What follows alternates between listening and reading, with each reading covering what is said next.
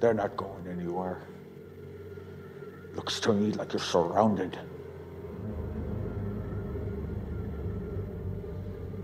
But you look like the practical type. Let's discuss our options.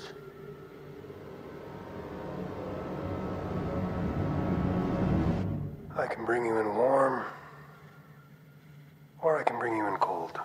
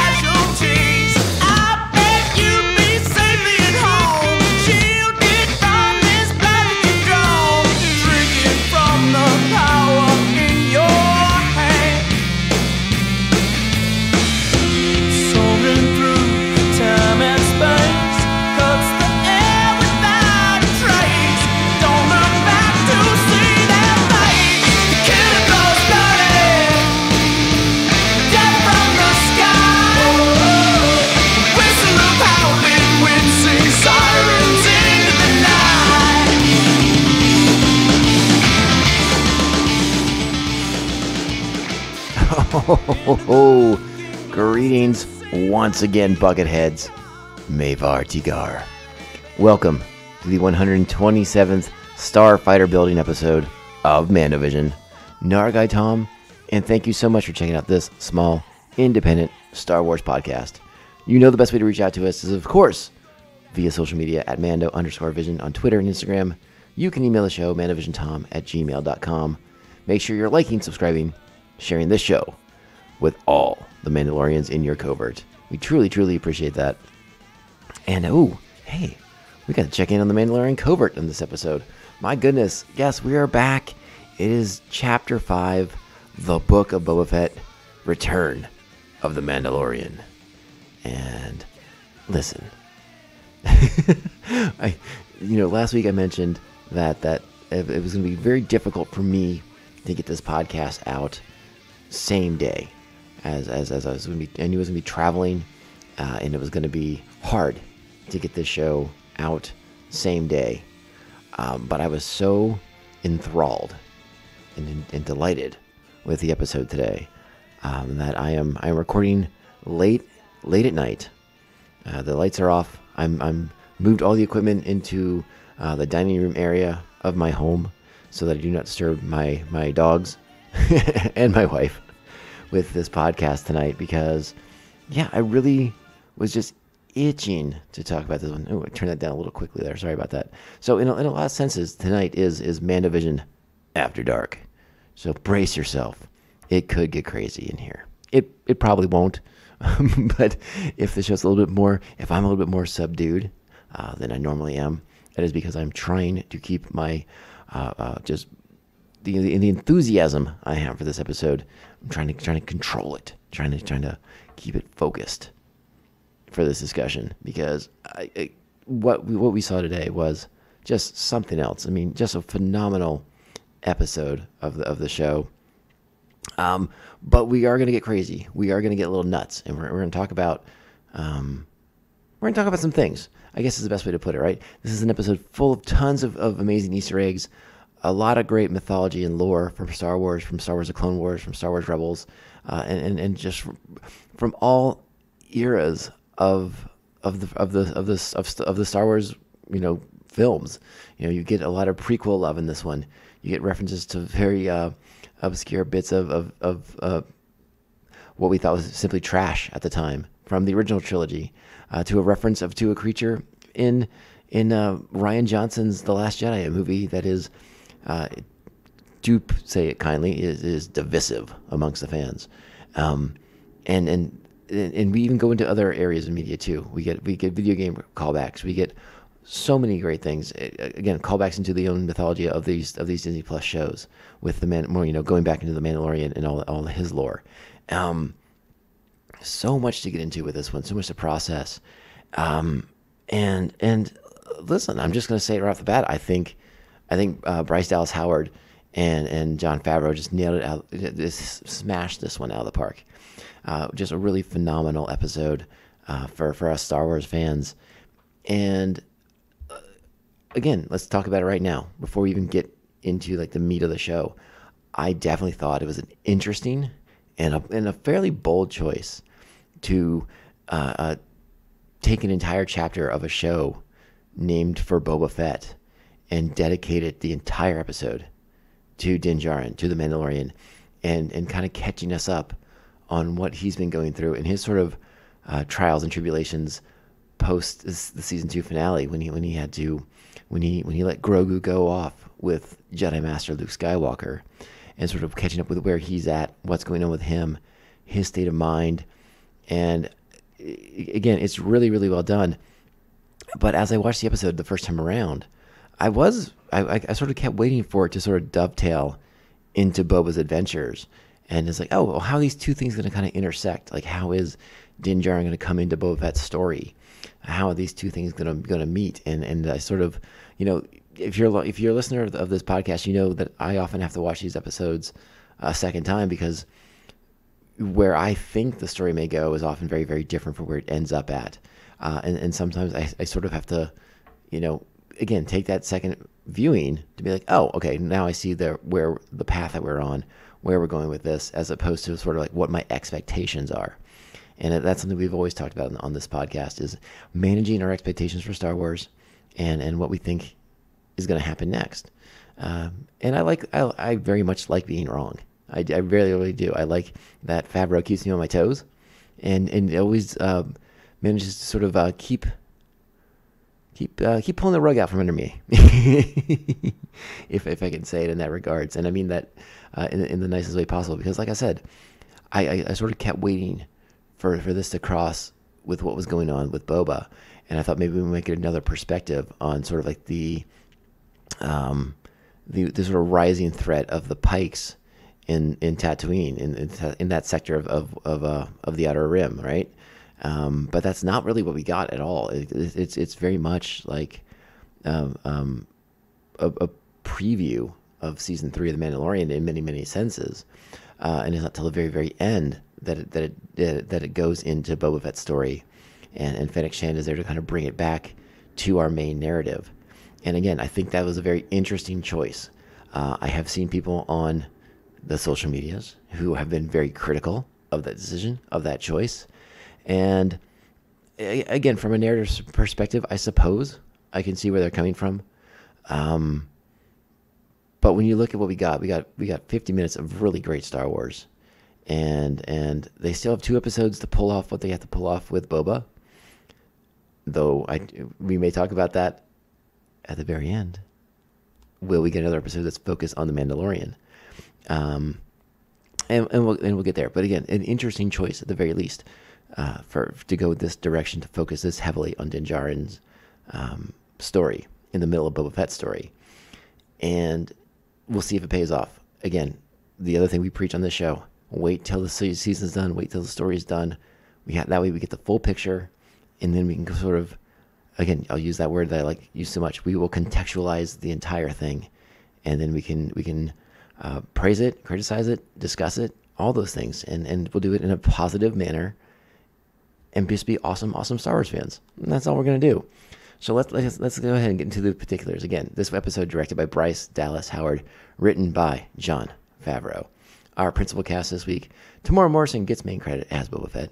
Ming-Na Wen is Fennec Shand. Pedro Pascal is the Mandalorian. But I think we all know that Pedro is really just doing the ADR on this one, and it's the usual suspects: Lateef Crowder and Brendan Wayne as the Mandalorian. Emily Swallow is the armorer. Amy Sedaris is Peli Moto. Adishir Radpour is Kaba Baez. And who else we got in this one? Max Lloyd Jones gets to be another Star Wars character after being the stand-in for digital Mark Hamill in the season 2 finale of The Mandalorian. Paul Sun-Hung Lee returns as Captain Carson Teva. Jon Favreau is the voice of Paz Vizsla, and it's Tate Fletcher once again assuming the role of the physical person of Paz Vizsla. and that is sort of our main cast in this episode. And yeah, again, we're going to spend a lot of time talking about this one because there is so much to get into, and it I don't even know where to start with this one. Again, we normally like to walk through the episode point by point, but I'm not even sure we can do that with this one because there's just so much to get into. So I guess we'll have to see how I'll figure it out. We're gonna figure it out. So you know what that means? It's time. Strap on your buckets. Let's go. What do you know of this blade? I am told it is the dark saber. Indeed. Do you understand its significance? Whoever wields it can lead all of Mandalore. If it is won by creed in battle, it is said one warrior will defeat 20 and the multitudes will fall before it. If, however, it is not won in combat and falls into the hands of the undeserving, it will be a curse unto the nation. Mandalore will be laid to waste, and its people scattered to the four winds. The hilt is of a quality of Beskar I have never seen before. It was forged over 1,000 years ago by the Mandalore Tar Vizsla. He was both Mandalorian and Jedi. I have met Jedi. Then you have completed your quest. I have. Then you may join our covert as we rebuild. This is the way. This is the way. This is the way. All right, let's go ahead and talk about that opening section of the episode, the return, the reintroduction of our favorite Mandalorian, Din Djarin. And quite the entrance it is, as we are reintroduced to him, making his entrance into a Klatooinian meatpacking plant.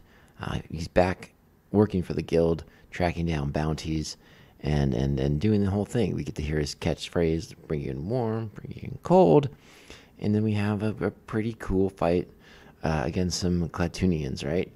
And it's exciting. It's fun, especially when we see that that Din is employing the Darksaber as part of his bounty hunting arsenal. And I think we can tell early on that he is not the best with the Darksaber. He is not well versed in its use, and we see that struggle as he really struggles to use it, right? We can kind of sort of tell that he's really uncomfortable with that weapon. He's trying his best, but as we find out later in the episode, he's sort of fighting the saber, and that's a fight that he's not going to win. This is stuff that we can call back to in Star Wars Rebels, when Kanan Jarrus is teaching Sabine Wren how to use the Darksaber. So it's nice to see that through line still holding true in the Book of Boba Fett, aka the Mandalorian, at this point. And listen, I'm just going to put it out there. I'm going to slip up at some point and refer to this as the Mandalorian episode, the Mandalorian show, and not the Book of Boba Fett. And I'm truly sorry. It's not meant as an insult. It's just, again, it's so hyper focused on the Mandalorian that it's hard. I'm going to slip. I'm just going to slip, and I'm sorry. I don't mean to be insulting. But yeah, it's a great sequence. I really enjoyed the sort of meatpacking plant. The concept art they show at the end of the episode for it is fantastic, with like those like severed heads on hooks. I thought that was pretty awesome. I would have loved it if they'd done that. That would have looked phenomenal. But it's also funny to me that in this sequence, the Klatooinians have always looked, have always had sort of a bit of a bulldoggy kind of look, right? And to see one go after Din by just biting him on the hand, there's something about that just struck me as very, very funny. I'm like, oh, that is how the Klatooinians will fight sometimes. Okay, there we go. All right, it's on. But a good sequence. And maybe I'm reading a bit much into it, but how did you think Din sort of handled this fight? Again, he had his struggles. That's not new for him. But he seemed to have a lot of, in my opinion, anger in him, a lot of emotion in the way he fought this battle, especially at the end, when he kills his bounty. Not only does he stab him with a vibroblade and toss him onto a table, he then very violently cleaves him in half through the table with the darksaber. It seemed a bit uncharacteristic to me, but again, it's a great sequence. But I think they're trying to show us a bit of his emotional state and how he's not quite where he was since Grogu's moved on. And and we're going to talk about that more as the episode plays out, because that's definitely something that is affecting him, and we know that, and it's not subtle. They very much hit that point home as the episode plays out. We get a nice little reference to a Sam Peckinpah movie, Bring Me the Head of Alfredo Garcia, when Din comes out of the room with the Klatooinian head in the bag. And this is an episode chock full of references to other sci-fi moments. Peckinpah is not a sci-fi, but Bring Me the Head of Alfredo Garcia is sort of a neo-Western in a lot of senses, which very much fits into the motif of The Mandalorian and the book of Boba Fett. So I think that works for this one. What we see next is, after we get our title card, we start to see where we are, and we're on a ring world, which is something I don't think even in Expanded Universe Star Wars I ever come across. And to see it actualized in a live action series, I thought was absolutely phenomenal. And again, the first thing I thought of was Halo. I was like, oh my God, are they shouting out Halo by having a ring world in the Star Wars universe? And whether that was the influence or not, it was awesome. I thought it was really, really cool. It's such a unique environment, and to see it brought to life in Star Wars was really, really rad. And especially since there's going to be a Halo TV series, I think it's going to be on Apple Plus later this year. So it's like, oh wait, are they getting the jump on Halo by doing a ring world now on Star Wars? Some people I've seen online have made a reference to it being a call back to 2001: A Space Odyssey, when Dave is jogging around the cabin of Discovery 1. I can see that too. But for me, Halo was the thing that I first thought of when I saw that. Then we go to a nightclub, which made me think of Mass Effect. So I don't know. I mean, again, Star Wars has plenty of nightclubs. We've seen it before, but something about that one, like the way the music played, and it reminded me of when you would go into any one of the nightclubs you would visit during the Mass Effect games. And maybe it was just me, but we find out that he's working for Initiative. She's the one who put the bounty out for the Klatooinian. She's going to pay him and also give him some information. And Din has no interest in hanging out with this person longer than he needs to. And that's because he's trying to get down to the Mandalorian covert. The Mandalorian covert is now hiding out on this ring world. And it's... Now, here's me kind of putting myself out there. All right? So, we're catching up with Din after the events of Return... after the events of the Season 2 finale. Grogu's gone off with Jedi Master Luke Skywalker, and Din is back. He's alone, so he's going back to reconnect with his covert, with the people who raised him as a foundling. He's going back to sort of like the only family that he's ever known, except for the one that he made on his own. But he's going back now to be with them and to hopefully recenter himself. I think it's what he's ultimately hoping to do, because he's going back to what he knows. But he's not. He's experienced so much. He's changed so much from his experience with Grogu. He's not the same person who left the covert in Episode 3 of Season 1, and we really get to see that by the end of the duel. But I think this talks a lot about his emotional state and how he's trying to reconnect with something familiar. And he's going to learn that it's not as easy as he thought it was going to be, because, again, his experiences have changed everything, and he's a changed person. And I really like that we're kind of underscoring that with the difficulties that he ends up ultimately having with the Armorer and Paz Vizsla. It's really neat to catch back up with the covert, so that we can kind of see where they are, because we've not seen them since Navarro, since the third episode, when they exposed themselves to save Din and Grogu and allow them to escape. And yeah, we know a lot of Mandalorians died because of doing that. And so it's the Armorer and his Paz, and they're going to attempt to rebuild their ranks there on that ring world. We also get to find out about the all that great mythology, the Darksaber, and all the cool stuff going on there. And I didn't mention it before, but we did talk about how Din was sort of struggling with the Darksaber, and he gets that self-inflicted wound, pretty bad burn on his leg, and he gets a nice back to spray from Paz to sort of help heal that up. But again, foreshadowing the sort of struggles that he's going to have trying to wield the Darksaber. We also get mention again. We get so much information in this section. It's really exciting because when we first met Din in season 1, he was steadfast with the Creed, with this sect, with the Death Watch clan of Mandalorians that raised him as a foundling. And now he knows much more about Mandalorians and the other sort of Mandalorians that are around, and that there's much more to their people than he's been led to believe.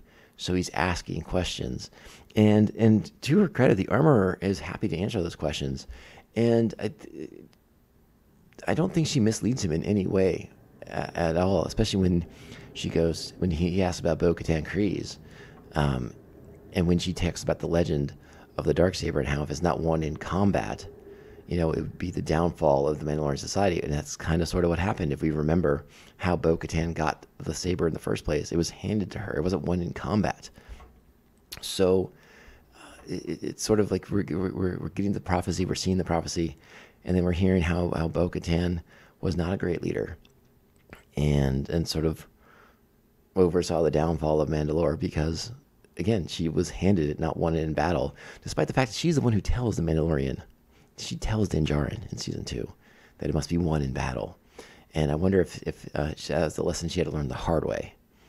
So food for thought on that one. But I wanted to go ahead and play the sequence where Din asks about Bo-Katan. Have you ever heard of Bo-Katan Kryze? Bo-Katan is a cautionary tale. She once laid claim to rule Mandalore based purely on blood and the sword you now possess. But it was gifted to her and not won by creed. Bo-Katan Kryze was born of a mighty house, but they lost sight of the way. Her rule ended in tragedy. They lost their way, and we lost our world. Had our sect not been cloistered on the moon of Concordia, we would have not survived the Great Purge. And this is when we get another incredible callback. Not only are we getting to see the fall of Mandalore, the destruction of the capital city, the destruction of the planet that we'd only been seeing in animation at this point. We get to see Concordia, and again, it's mind blowing. But then they incorporate a very Terminator, a very James Cameron Terminator style imagery of KX droids, going through the wreckage and shooting, the survivors of the bombing after the TIE bombers do their damage, and you see the probe droids doing the same thing. And again, if you're not thinking of the Terminator, oof. I mean, go rewatch the Terminator. Holy smokes. Like that was so spot on with what they were doing there. And I thought using the KX droids as sort of a stand-in for the Terminators, I thought was really, really cool. But we get to see the Night of 1,000 Tears, when all the Mandalorians are when their people are basically slaughtered by the Empire. It's a fantastic sequence. It's a great flashback to things that we have heard referenced in the show, in The Mandalorian. And to sort of now see it actualized on the screen, phenomenal. Just absolutely phenomenal. What's going on in the sequence, too, that sort of caught my eye, that I got very fascinated by, was the Armorer asking Din about the Beskar spear and how he came to be, and her telling him that a Beskar spear sort of goes against everything the Mandalorians believe in, because it's a weapon that can be used to pierce Beskar, and Beskar is for armor and armor alone. So that got me thinking, and I did run out of time with my research on this particular aspect of going back But I was wondering, and let me know what you all think, but I got very, very fascinated of who constructed the Beskar spear. Was it the Morgan Elsbeth character that we met in the Jedi episode, the Jedi chapter, the one that introduced live action Ahsoka Tano? Was this her creation? Did she forge Beskar into this weapon to potentially save her from Jedi and Mandalorians alike?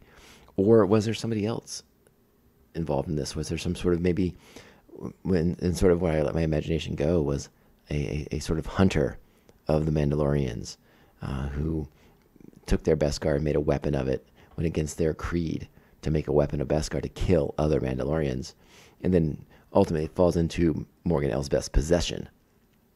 I'd like to know those answers, but the spear is being melted down, so I'm not sure we'll go too much further into the history of the Beskar spear. But I don't know. I'm very intrigued by that idea, by the notion of it, and I'd like to know more about it. But we get to see the armor. She's gonna forge a little something for a certain foundling by the name of Grogu, and yeah, you can tell again the Mandalorian, Din Djarin. He misses his little boy, his little adopted boy, and he wants to have the armorer forge him a nice little gift.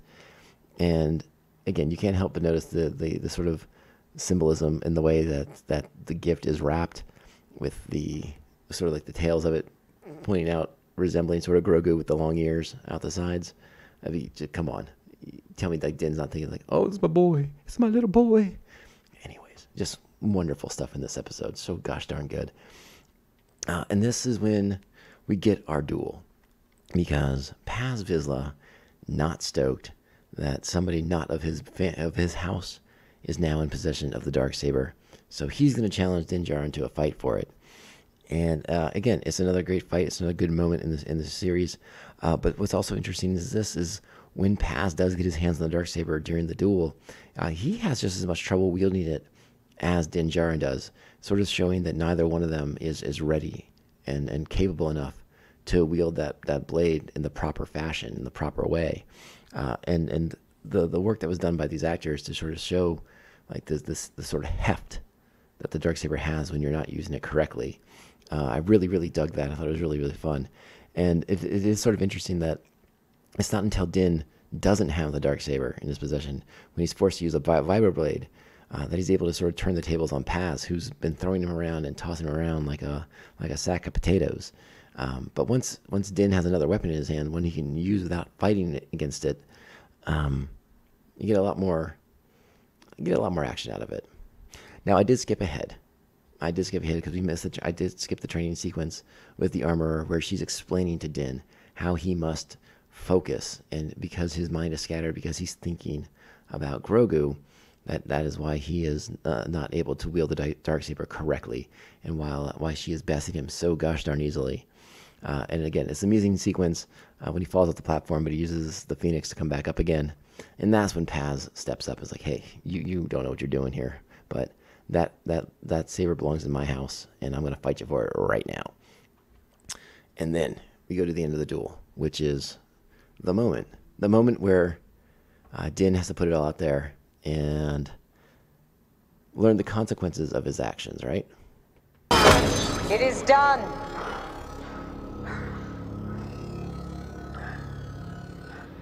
Paz Vizsla, have you ever removed your helmet? No, Has it ever been removed by others? never. This is the way. This is the way. Din Djarin, have you ever removed your helmet? Have you ever removed your helmet? By creed, you must vow.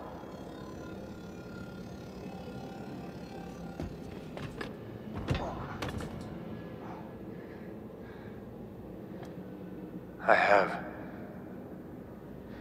Then you are a Mandalorian no more. I beg you for your forgiveness. How can I atone? Leave, apostate. According to creed, one may only be redeemed in the living waters beneath the mines of Mandalore. But the mines have all been destroyed. this is the way. So he's called out by his adopted family now and asked to leave.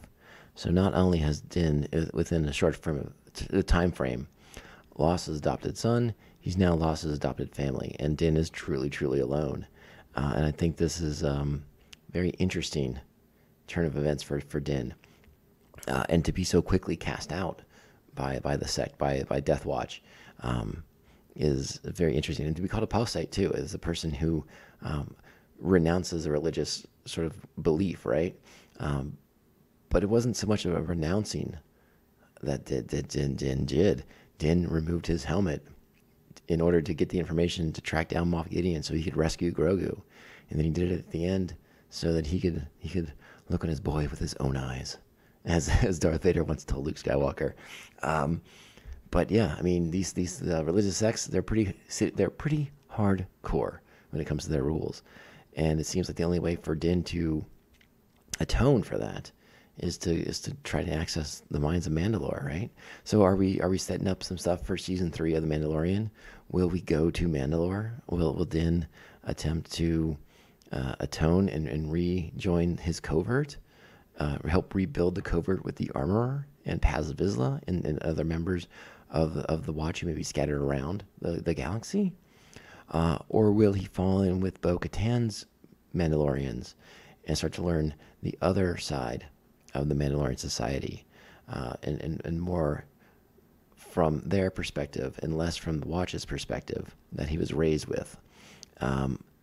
It feels like this section in particular is doing a lot of setting up for the next season of Mando, which I'm really, really intrigued by the possibilities of getting to go to Mandalore, seeing the ruins, seeing what's left, seeing if anyone's there trying to rebuild, what that society looks like on that planet.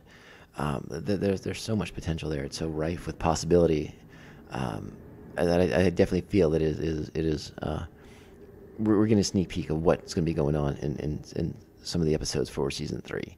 So I'm excited about that. But it does cause our character to now be truly, truly alone.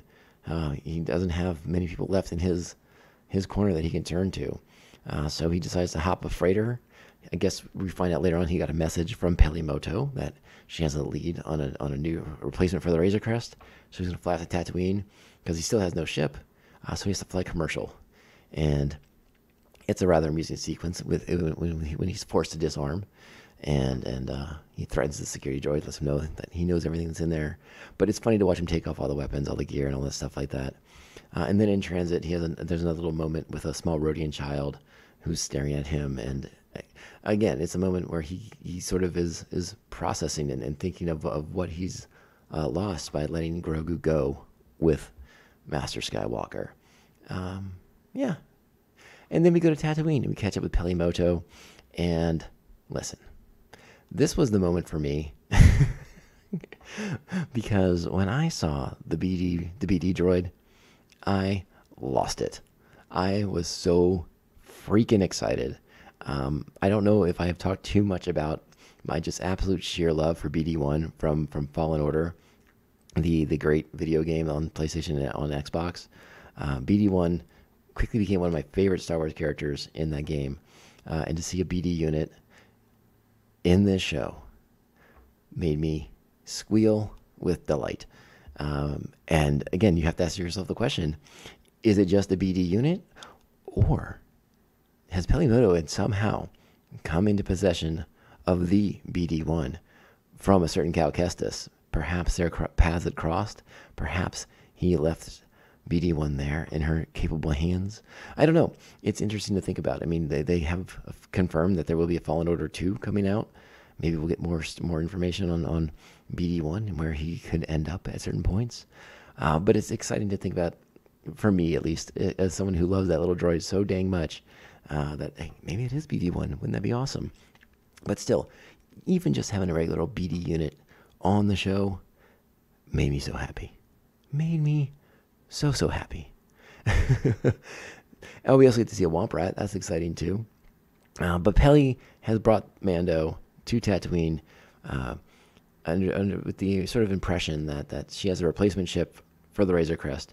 And he is not very happy when he finds out that it's not another Razor Crest, that it is in fact an N1 Naboo starfighter. The callback to Episode 1, the ship of the Royal Court of Naboo, commissioned by the Queen herself, as Peli tells Mando in the episode. And I'll be honest, it's a unique looking ship, but I like the Razor Crest more. I'm not gonna lie. But it leads to a really great sequence with the two of them, with Peli, Mando, and the pit droids and all the other droids, the BD unit, all the other droids, the Gonk droid, all kind of coming together to make this ship into a ship that the Mando might be interested in. I don't know. Let's talk about this real quick though. From a practical standpoint, as far as like bounty hunting goes, I guess he's just going to have to shift to mostly taking them in cold, because you're not going to get a carbon freezing chamber in there. There's no place to store anything. You have a really great fast ship, and that's cool. And hopefully, Peli helped you upgrade the weapons, because remember they didn't do much damage against that droid control ship in Episode 1. So hopefully you've upgraded the weapons on that sucker.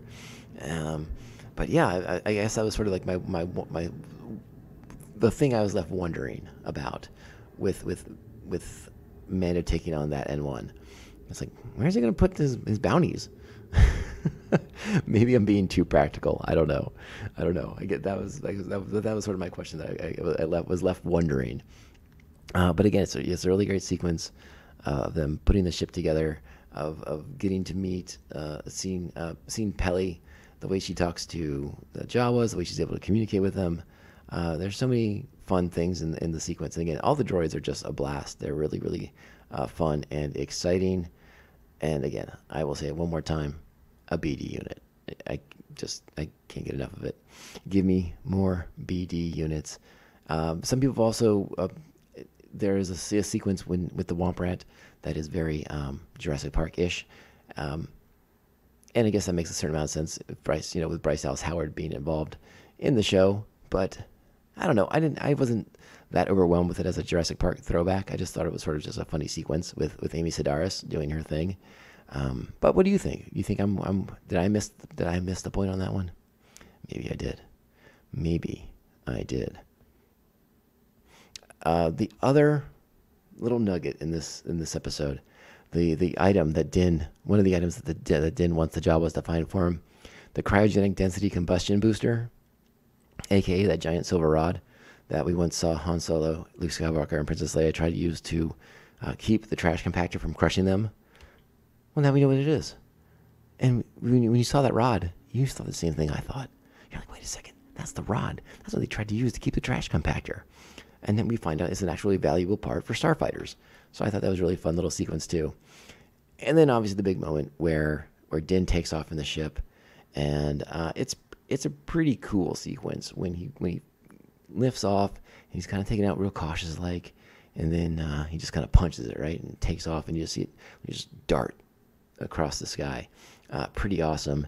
And then of course we get to kind of again another revisiting of Episode 1, where we sort of see sections of Anakin Skywalker's Boon to Eve classic, his pod race. A lot of familiar sights there. We get to go to Beggar's Canyon, and then we launch into space, and Din's having a darn good time getting to fly that ship. And then the New Republic has to come and harsh everyone's buzz. Max Lloyd Jones and Paul Sun-Hung Lee as X-wing pilots. Again, it's always great to see Paul Sun-Hung Lee, Captain Carson Teva back in action. And then nice to see Max Lloyd Jones get a role, not as Luke Skywalker's body double. But man, the New Republic seems like a bunch of party poopers, don't they? Just showing up like the cops, just hey man, you're having too much fun out here. License, registration, and all that stuff is what a bureaucracy they've turned into already. But again, as Carson Teva sort of recognizes the Mandalorian's voice, and he wants to ask him a bunch of questions, and then we get to see him hit that button that Peli shows, and the ship just darts out. And again, a great sequence, and the New Republic is left not to want to fill out paperwork. And then as Mando lands back in Peli's garage, we get the another Episode 1 callback when she asks how it was, and he has this to say. Whew, well, how was it? Wizard. And it's at this point that Fennec Shand arrives on the scene and has a conversation about Mando, how Boba Fett could use some muscle. She offers him a lot of money.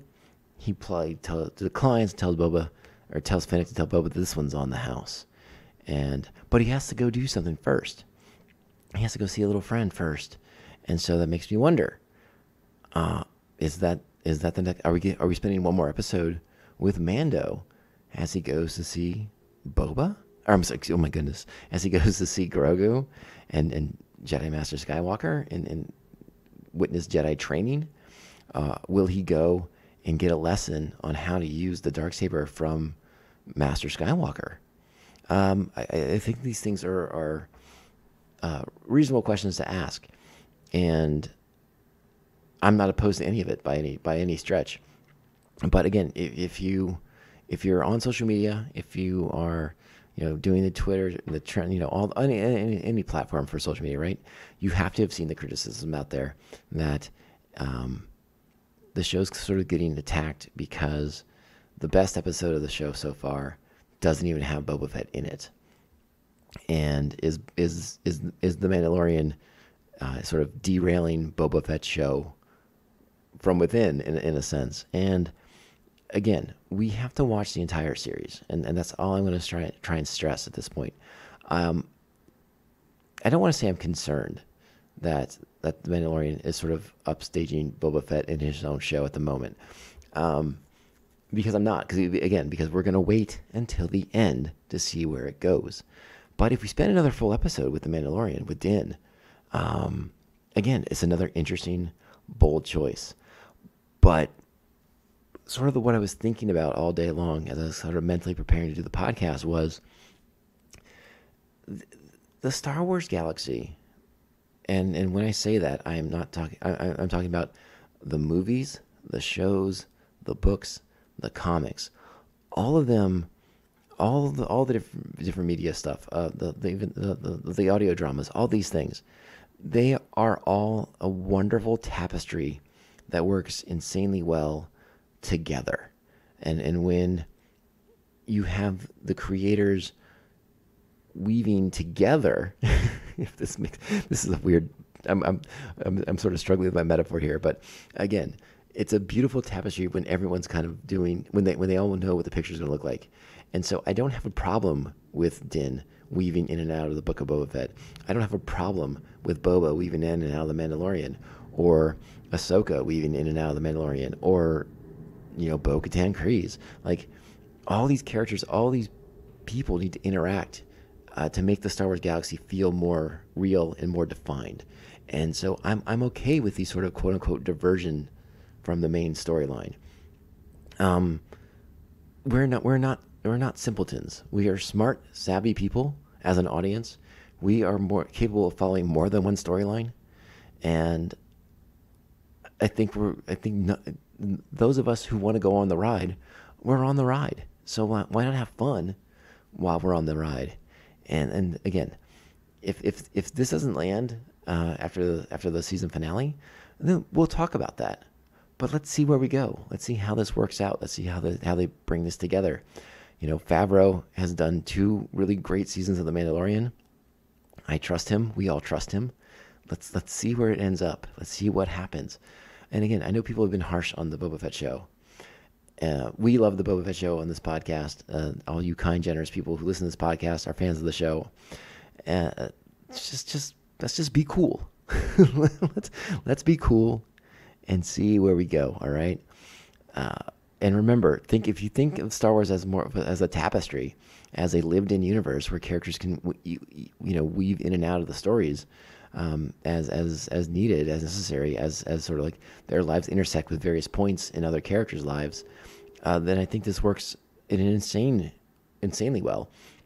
You may recall in the early days of this podcast, back before, it might have been right around season 1 of The Mandalorian, maybe after season 1 or just before season 1 of The Mandalorian started. I had talked about, it must have been very early on in the show's history. I was pitching a show that was sort of like the book of Boba Fett in a way, but it was all about like Star Wars underworld and how you would have the characters like the bounty hunters, like Boba Fett and Bosk and Dengar, crossing paths with characters like Han Solo and Chewbacca and Lando, and it would be sort of like an anthology show. Like it would weave itself together, and then by the end of the season, you sort of tie it together. All these threads kind of come together in a very cohesive manner. And again, like because I wanted a story like that they're doing a story in a sort of similar way works for me. And that's all I really have to say about that. Not that I'm some sort of smart prescient person or whatever like that, but again, Star Wars is this lived-in universe. It's this lived-in galaxy, and it's more interesting when more characters' paths do cross each other and intersect at various times. Again, there's been a push for Han Solo to make an appearance in the show. Why not? Bring in Alden Ehrenreich, bring in Chewbacca. Let's do this. Let's make this universe cohesive and why not? I mean, Tatooine seems to be like the center point for so many interesting things in Star Wars. Why not have Han kind of like wonder, like, hey, I heard Boba Fett was back and doing things. I gotta check this out.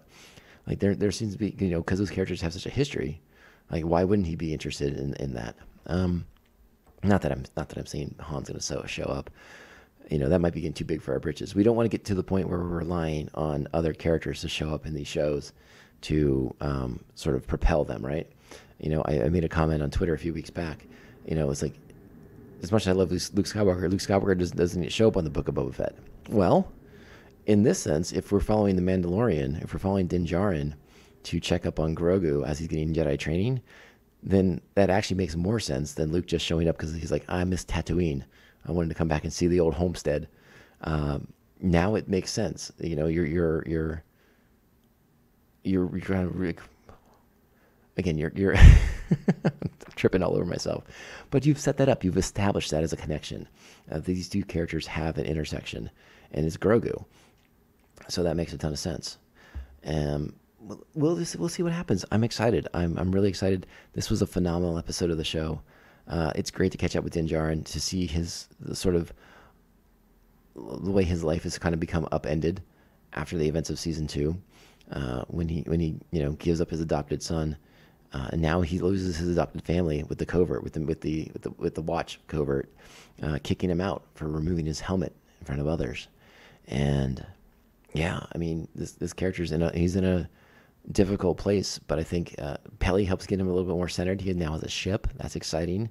He has his little gift for Grogu from the armorer from before she kicked him out.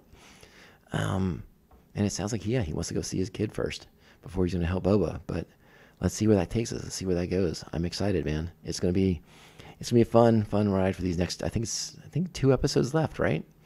And if memory serves, next week, written by Dave Filoni. So that one could be real interesting to check out as well. So we're all excited. Let's not get crazy. We're all pumped up. We're all ready to go. Let's see what happens next. And again, always keep your opinion, keep your mind open. Let's see how the story finishes up. We'll keep talking about it as it goes on. And again, from my point of view, Star Wars as this wonderful living tapestry. I think that's the way you want to tell these stories, because it is such a rich universe, rich Star Wars galaxy. Let's play in it as much as we can and have fun there. All right. So yeah. All right. That's the episode. That is Chapter 5 of the Book of Boba Fett, The Return of the Mandalorian. And I mean, if I were to give it buckets, it's 10 buckets. It's 10 buckets. It's not even close. It's a slam dunk, home run, grand salami, the whole shebang. The whole shebang. All right. So thank you all so much for listening to the podcast. I'm so delighted to be here. I hope that the Mandovision After Dark voice wasn't too annoying. We'll get back to our sort of normal modulation levels next week. But I thank you for bearing with me today. It does mean the world to me that you're here, that you're checking out the show, that you're sharing us on social media and reaching out to us on social media at Mando_Vision, Twitter and Instagram. Please email the show, mandovisiontom@gmail.com. And again, make sure you're liking, subscribing, and sharing the show with all the Mandalorians in your covert. I wanted to give a special shout out to the official Mandovision Maniacs, which you can sign up for over at patreon.com/Mandovision. You can join the Maniacs and gain access to sweet bonus content like our new James Bond No Time to Die review episode out now to our Patreons. Thank you to the Aspen Hill Chody, the Batman Abejo, Jeff Nail, Jeff Coast of the Ringineer, and Great Music Podcast. Please check them out. Thanks to Evil Circle, the evilest of all circles, the Squidmaster General Brian Broussard, the New Jersey Devil Mark Wegemer, our very own Joker and Harley Quinn, Brian and Krista of Pariah Brewing Company here in San Diego, California, and now in Baltimore, Maryland. The Beer Hop Brigadier General, Jesus Beer Hops, the Silent Assassin, he who shall not be named, and Syndicate Ram, co-host of Come On It's Still Good, a great podcast that I have been a guest on a couple of times, and they are super, super good friends, and I'm always delighted to hang out with them. So, yeah, you can do that. Again, Mandovision Maniacs over at patreon.com/Mandovision. Thanks so very, very much. All right, we're going to get out of here, and you know, we got to hear it today, and it made me so excited, because when I saw that we were hanging out in the covert, hanging out with the Armorer, hanging out with Paz Vizsla, you knew we were going to hear it. So, yeah, and they know, and they're going to tell you, this podcast can only end one way. This is the way. This is the way. This is the way. This is the way. I would like to see the baby.